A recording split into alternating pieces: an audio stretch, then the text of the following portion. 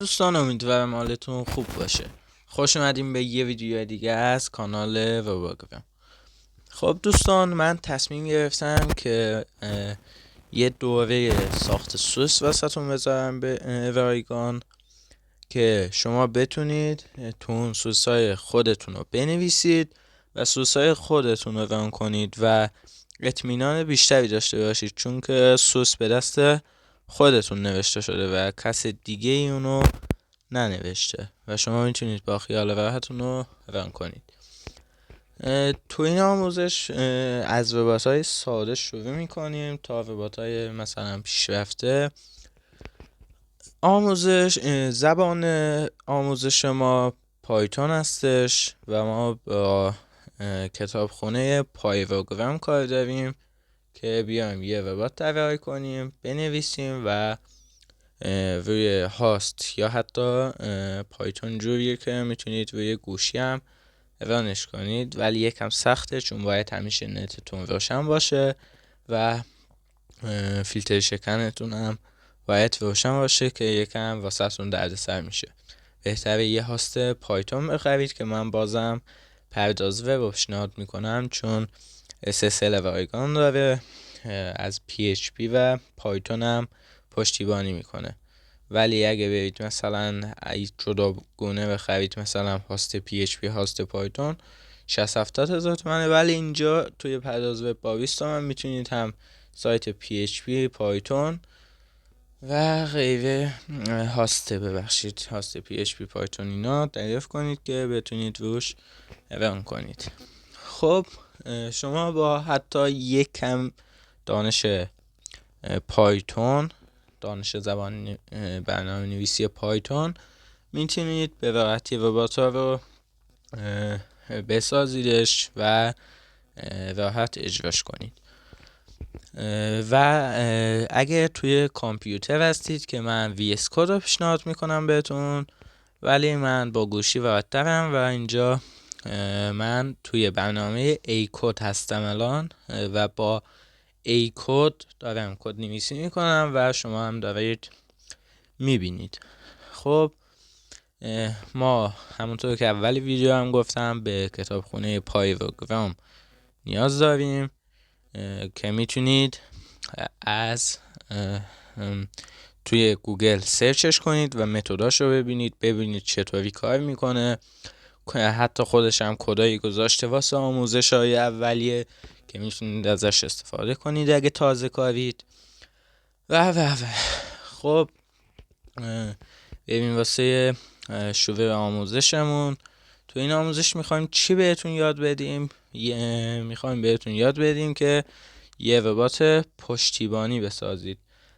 مثلا شما به دلایل مختلف که خیلی دلایل داره میخواید مثلا اسمتون مشخص نباشه یا همون آیدیتون مشخص نباشه. مثلا یه کانال دارید میخواید آیدیتون مشخص نباشه ولی پشتیبانی داشته باشه و کاربرا بتونن بیان بهتون پیام بدن که ازتون پشتیبانی بگیرن، یا مثلا یه چیزی بفرشین توی ربات بهشون.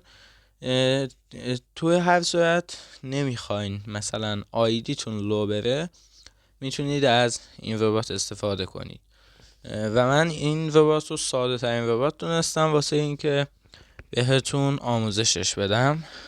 خب حالا بریم واسه ادامه که کامل یاد بگیرین. خب دوستان، همونطور که گفتم شما با کمی دانش برنامه‌نویسی زبان پایتون میتونید این ربات رو بسازید و طراحی کنید. همونطور که میدونید اول باید کتابخونه ها رو اینجا تگ کنیم، یعنی نصبشون کنیم. اینجا واسه همین مینویسیم فرام، میبینید که خودش هم داره مینویسه. واسه همین میگم ای کد راحت تر از بقیه ادیتور توی گوشی و VS Code هم کامل ترینشه که میره متدا رو از کتابخونه چیز میکنه، سرچ میکنه و واسه میاره که خیلی پیشرفته است و خیلی به درد بخوره. اینجا می نویسیم فرام، گفتیم اسم کتابخونه‌مون چی بود؟ پایوگرام رو می نویسیم و میخوای چی رو بیاری؟ می نویسیم ایمپورت، میخوام اینو بیارم. چی رو؟ من اینجا ستاره بذارم. ستاره که بذارید یعنی هر چی که دلت خواست یا همه چیزو اینجا تگ کن، همه چی رو بیار. یعنی الان هر متدی که اینجا بزنم اونو ایمپورت کرده و لازم نیست دستی تکی تکی ایمپورتشون کنیم، همشون رو یه جا ایمپورت میکنیم. الان الانم باید async io رو اینجا فراخوانی بکنیم یا همون تگش بکنیم. اینجا می نویسیم from async خودش آورد io. واسه async io لازم نیست که نصبش کنید چون از قبل روی پایتون نصبه و شما انگار یه جزئی از پایتونه و لازم نیست شما نصبش کنید از اول. خب async io رو که نوشتید اینجا میایم اول بفهمیم که معنی async چیه. async یعنی ناهمگام، مثلا یعنی به صورت شانسی یا ناهمگام، یعنی ترتیب خاصی نداره و این به دردتون میخوره. و async به همراه یه await میاد که await هم یعنی اگه بزنین توی ترنسلیت یعنی صبر کردن، مکس کردن، که حالا بیشتر باهاش آشنا میشیم تو ادامه. خب async رو هم تگ کردیم، میایم پایین اینجا می نویسیم API underline ID برابر است با این. برابر است با یعنی چی؟ یعنی API ID مون چیه؟ اون عددی که API ID ماست اینجا قرارش میدیم. حالا من یه چیز شانسی تایپ میکنم. شما میتونید آموزش درآوردن API ID و API هش رو توی کانال یوتیوبمون ببینید یا توی سطح اینترنت خیلی در موردش ویدیو هست، میتونید از اونجا بردارید و استفاده کنید آموزشاشو. اینجا میایم API ID رو وارد میکنیم به این فرمتی که میبینید API ID فاصله مساوی فاصله بعد عدد. کوتیشن هم که نزدم میبینید. کوتیشن به این خطا میگن، به اینا میگن کوتیشن. حالا دابل کوتیشن رو در کوتیشن داریم که من بیشتر از دابل کوتیشن استفاده میکنم. میایم پایین اینجا هم می نویسیم چی؟ API هش. API هش اینا چی کار میکنن؟ اینا یه نشست واسمون ایجاد میکنن که ما میتونیم با اون رباتمون رو استارت کنیم. خب اینجا کوتیشن همون رو میزنیم، میایم اینجا. حالا دیدید API ID نیاز به کوتیشن نداشت ولی API هش حتما باید کوتیشن بزنید و بین دو تا کوتیشنتون قرار بدید. حالا من می نویسم API هش چون یه چیز شخصیه و نباید لو بره. اینجا API هشتون رو قرار میدید. میام پایین حالا وقتشه که یه متغیر ایجاد کنم واسه توکن رباتم. اینجا مثلا من می نویسم بات، اینجا بات توک یا همون بات توکن. البته این یه متغیره و دل بخواه. حالا شما بهتره چون واسه اولین باری که دارید کد نویسی میکنید بهتره هر چیزی که من می نویسم رو بنویسید تا بعداً طی تمرین ها یاد بگیرید که واسه خودتون متغیر ایجاد کنید و بسازیدش. خب اینجا ما میایم مثلا می نویسیم کوتیشن میذاریم و می نویسیم توکن. یعنی چی؟ یعنی توکن رباتی که از بات فادر توی تلگرام بزنید میاره. گرفتی و اینجا قرار بده. خب الان میایم پایین مثلا میایم اینجا می نویسیم پلاگینز. پلاگینز چیه؟ من نمیتونم در مورد پلاگینز توضیح بدم، ولی توی سایت پایورگرام توضیحات مختصری درش نوشته که توضیحات کاملی هم هست که میتونید برید اونجا مشاهده کنید. ما می نویسیم پلاگینز مساویه یا همون برابره پلاگینز برابر دیکت همون دایرکتوریه که مختصرش میشه دایرکت نوشتیم، اینجا پارانتز باز و بسته میکنیم، وسطش می نویسیم روت مساوی است با اینجا کوتیشن همونو در میدیم و می نویسیم پلاگینز. اینجا چی گفتیم پوشه هرچی توی پوشه پلاگین به ما نیاز داشت، یعنی به این چیزا، به این API ID، به این API هش، به این با توکن نیاز داشت، هر فایلی توی فایل پلاگین بود، هر چیزی که به API اینا نیاز داشت بیا از اینجا واسش بردار و ببر. یعنی چی؟ یعنی الان ما این فایل دیگه، این میبینید نوشتم main.py، یعنی فایل اصلی .py.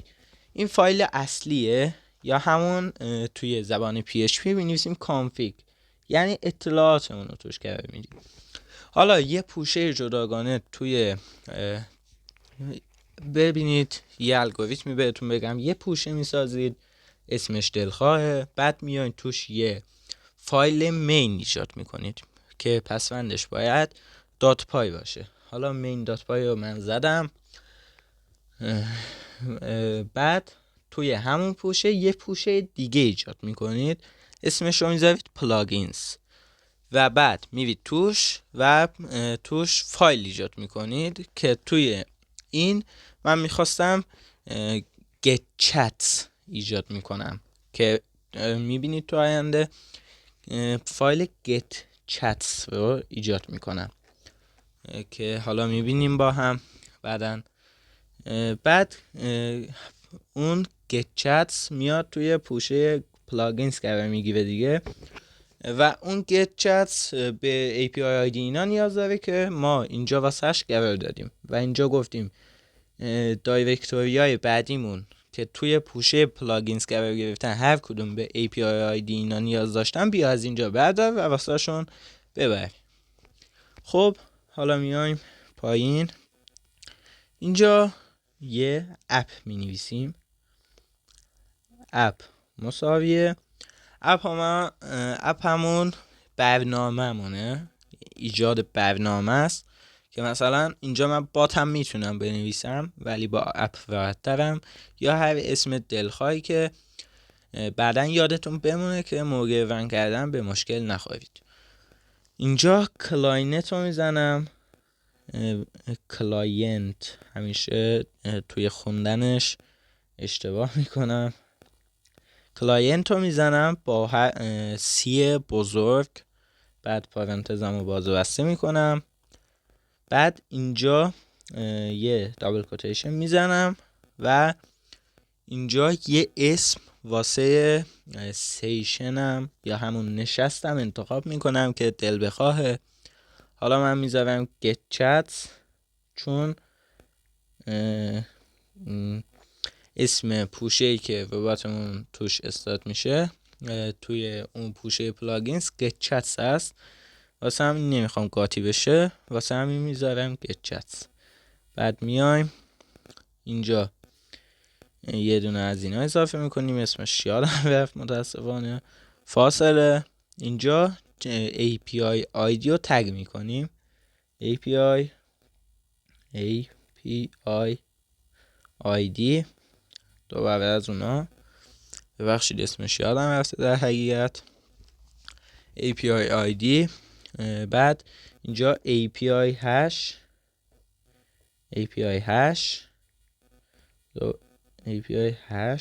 دوباره از اونا فاصله. اینجا داریم چی کار میکنیم؟ اینجا میگیم این API ID همون اینه، هر چی که جلوشه رو بیا اینجا واسه همون تگ کن.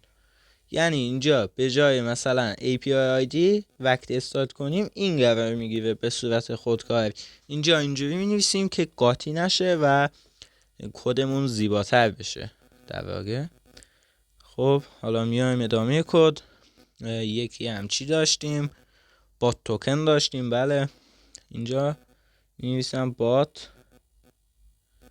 بات آندرلاین توکن، بات آندرلاین توکن برابر است با یا همون مساوی است با چی نوشتیم؟ بات توک. یعنی چی؟ الان اینجا گفتیم بات توکنمون یا همون کلیدمون که واسه رباته جلوی چه مقداری قرار گرفته؟ جلوی بات توک.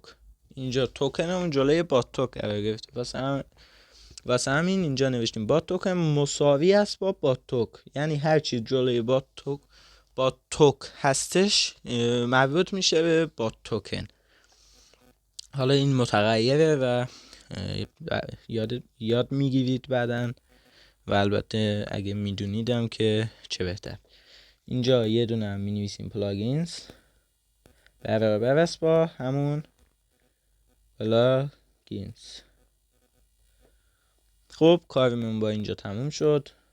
میایم پایین و مینویسیم app.run پرانتز باز و بسته میکنیم و همین دیگه کارمون با این فایل تموم شد. حتما یادتون باشه بیاین از این قسمت فایلتون رو سیو کنید که نپره. اینجا الان سیو شد. بعد میایم یه فایل دیگه ایجاد میکنیم به اسم اونجا چی نوشتیم؟ get chats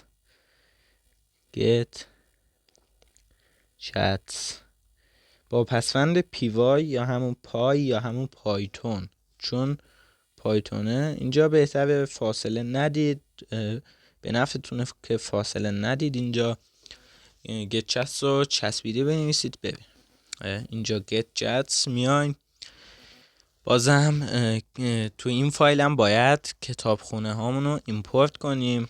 اینجا میایم مینویسیم فرام چیه؟ پایوگرام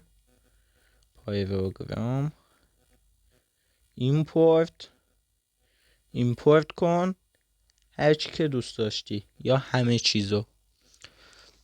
بعد میایم پایین اینجا مینویسیم ادساین کلاینت دات از متد آن مسیج استفاده میکنیم. آن مسیج یعنی چی؟ میتونید برید توی سایت پایوگرام بخونید. چون اینجا وقتمون کمه و نمیخوایم وقتتون گرفته بشه توضیحش نمیدم. اینجا می نویسید آن مسیج بعد پرانتز باز رو بسته میکنید و میاید پایین. خب اینجا باید async رو بزنیم. async یعنی به صورت تصادفی و میایم فاصله یه تابع واسش ایجاد میکنیم. مینویسیم def اسم تابعمو get chats پرانتز باز و بسته. اینجا میتونید بنویسید client message یا میتونید مثل من به صورت مختصر بنویسید C یعنی همون client و M یعنی همون message. اینجا من مینویسم C از این چیزا که اسمش هنوز یادم نیست، فاصله M یعنی همون مسیج. بعد میاید بیرون پرانتز 2 نقطه میذارید و میاید خط پایین که این زیر مجموعه اون بشه. اینجا می نویسیم if m یا همون مسیج if مسیج چی؟ مسیج کی؟ اینجا اینجا البته من بنویسم که هشتگ ادمین. اینجا واسه ادمینه، این بخش واسه ادمینه که مثلا بنویسین چیه، بگین چیه. m دات اینجا m دات کجا فرام یعنی کجا، می نویسیم یوزر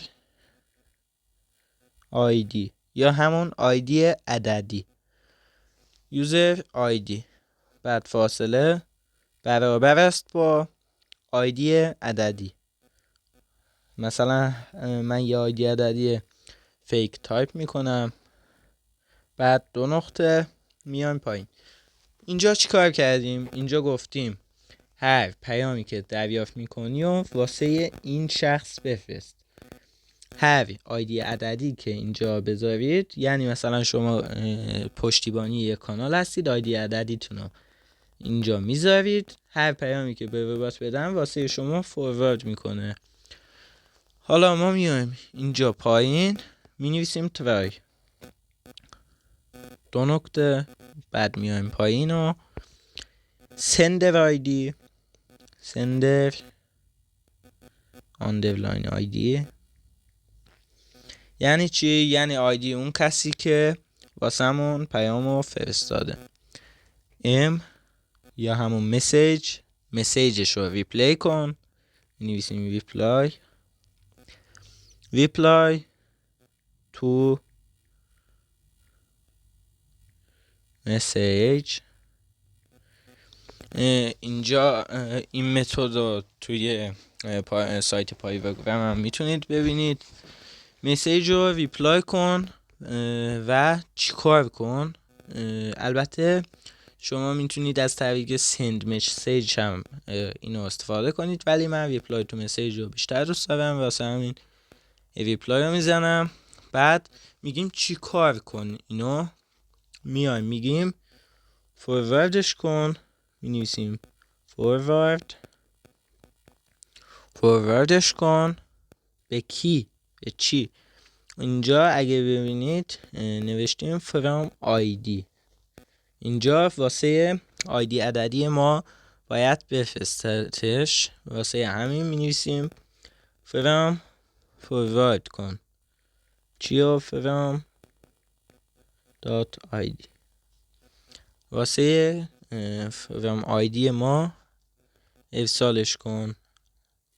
بعد میایم پایین واسه آیدی ما گفتیم ارسال کنه، بعد میایم پایین اینجا می نویسیم ریپلای، دوباره می نویسیم ریپلای. ببخشید یه لحظه قاطی کردم. ریپلای آندرلاین مسیج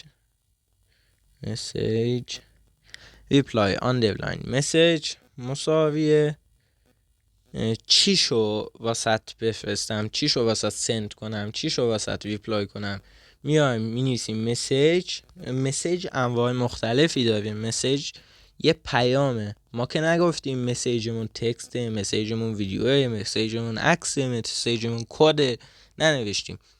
ما میخوایم فقط تکست واسمون ارسال کنه. اینجا میایم تکست رو مینویسیم، یعنی واسمون از طریق این ربات هر متنی که واسمون ارسال کردن بفرست واسه یوزر آیدی ما که اینجا نوشتیم، بفرست واسه یوزر آیدی ما. خب حالا میایم اینجا واسه بخش چی میگن کاربری. اینجا واسه کاربر یه چیزایی تعریف میکنیم. مسیج مال ما بود، کلاینت مال کاربره. اینجا می نویسیم بازم میام پایین می نویسیم await C یا همون کلاینت، اونجا نوشتیم C مختصرشو دات sender ID. ببخشید sender ID نه، send underline message client send message پارانتز باز رو بسته میکنیم. اینجا می‌نویسیم sender ID از این چیزا، بعد فاصله. حالا یه کوتیشن واسه ایجاد میکنیم.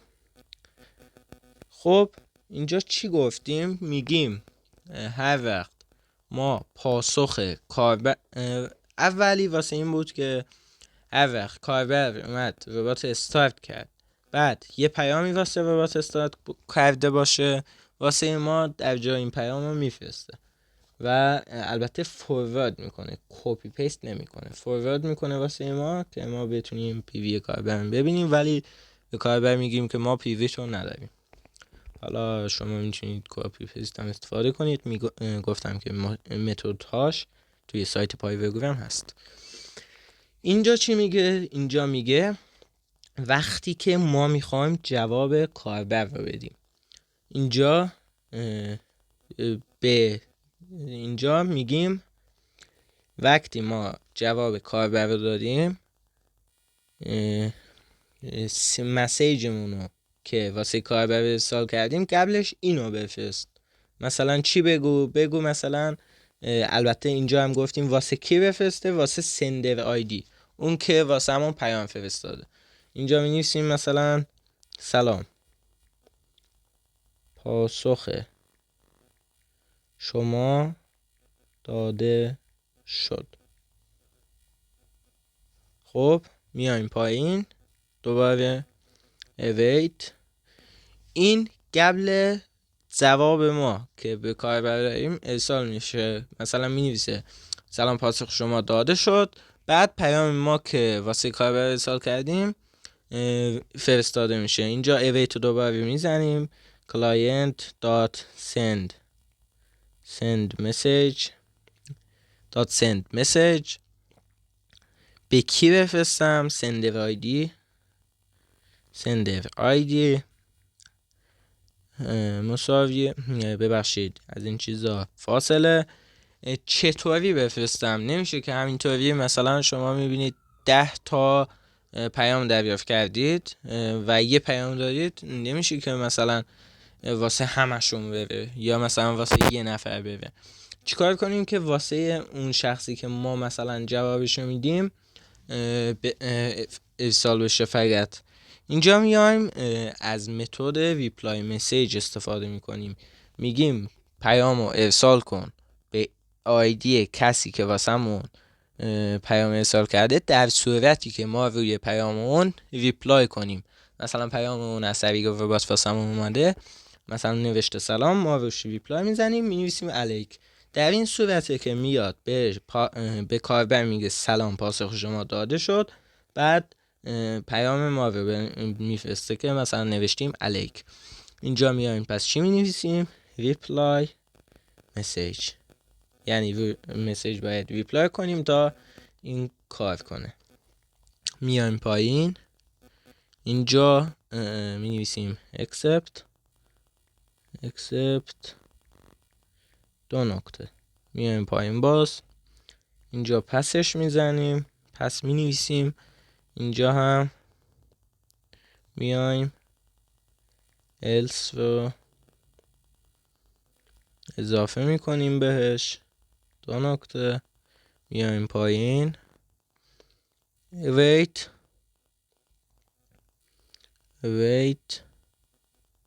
اینجا میایم گفتیم که کلاینت واسه کاربره، مسیج واسه ما.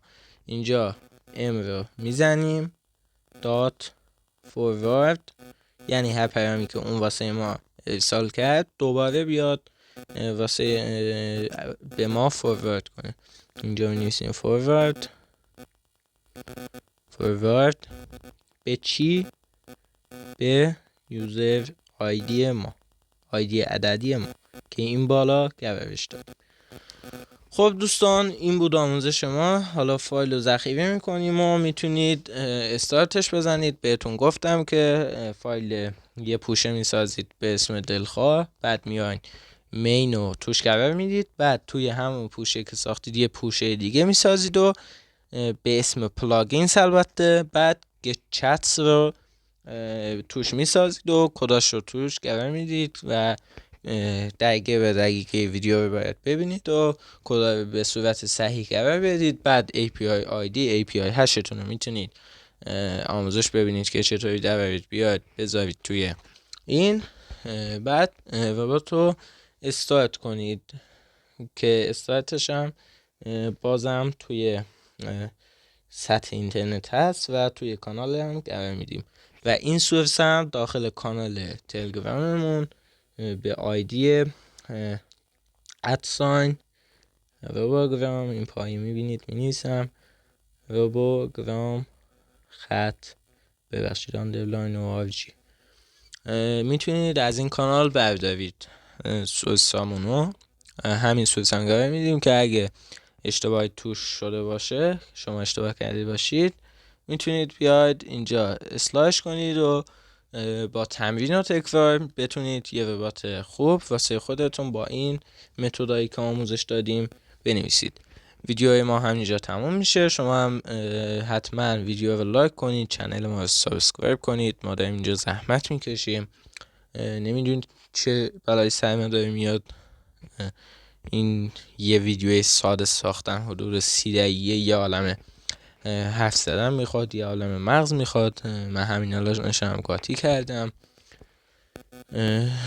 شما با یه کامنت، با یه لایک، با یه ساب میتونید منو خوشحال کنید و به هم انگیزه ادامه دادن بدید تا ویدیوی بعدی که توی 5 ویدیو بهتون آموزش میدم چطور یه ربات آپلودر بسازید. مثلا ببینید یه ویدیوی 100 مگابایتی توش آپلود کنید، بعد لینکش رو ربات به شما میده.